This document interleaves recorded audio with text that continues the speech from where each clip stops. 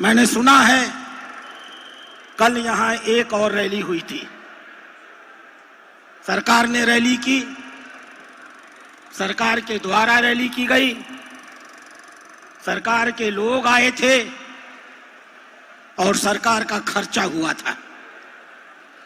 सरकार की रैली सरकार के द्वारा सरकार को बचाने के लिए की गई थी। मुझे सूचना दी गई है उस रैली में आने के लिए एक एक व्यक्ति को 1000 रुपए दिए गए। तकरीबन 25 करोड़ रुपए का सुनियोजित खर्च किया गया। क्या आवश्यकता थी उस रैली के, हम लोगों के समझ में नहीं आई। इतनी कमजोर सरकार, इतनी डरपोक सरकार, एक आंदोलन से हिल जाने वाली सरकार, भागती हुई मैसूर तक दौड़ कर आने वाली सरकार।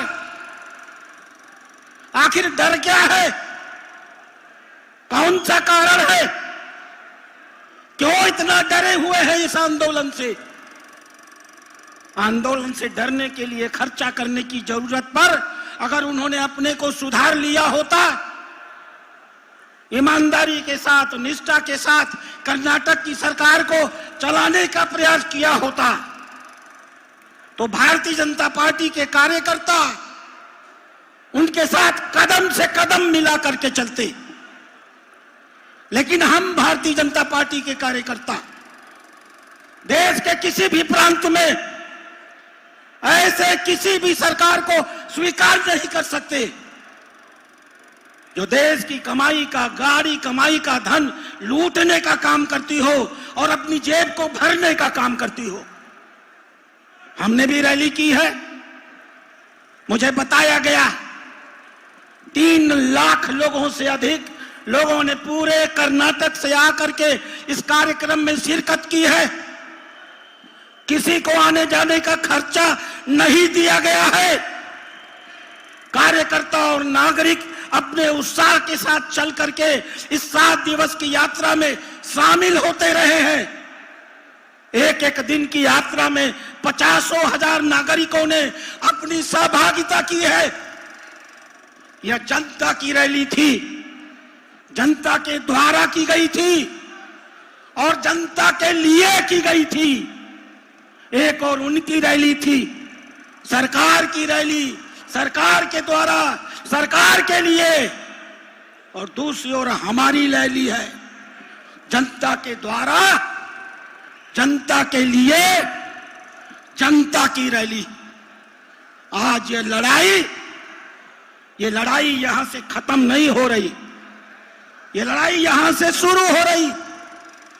ये लड़ाई सरकार बनाम जनता की लड़ाई में बदल रही है। जनता आवाज दे रही है, सिंहासन खाली करो कि जनता आती है। अब ये जनता, ये लाखों लोग जब तक इस सरकार को या तो सुधार नहीं देंगे, या अगर सुधार नहीं पाए तो जब तक इसको हटा नहीं देंगे। यह एक शुरुआत है और पूरे कर्नाटक में भारतीय जनता पार्टी नागरिकों के ऐसे किसी भी आक्रोश को, नागरिकों के ऐसे किसी भी गुस्से को, नागरिक जहां भी इस सरकार के खिलाफ खड़ा होगा करता था। दूरदांत्य जिसका शूटर हुआ करता था डीके शिव कुमार, किसको नहीं पता उसका पुराना आपराधिक इतिहास। मैंने देखा उसके आंकड़े।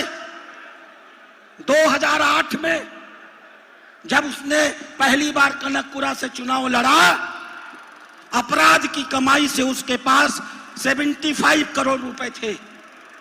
और आज 2024 में जब उसने चौथा चुनाव लड़ा, 75 करोड़ रुपीस बढ़ करके 1414 करोड़ हो गए।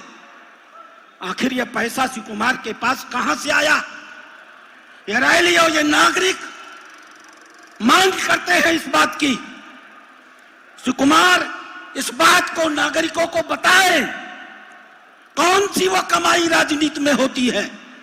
मैं भी तो 20 साल विधायक रहा हूं, हम लोगों की भी संपत्तियां देख सकते हो।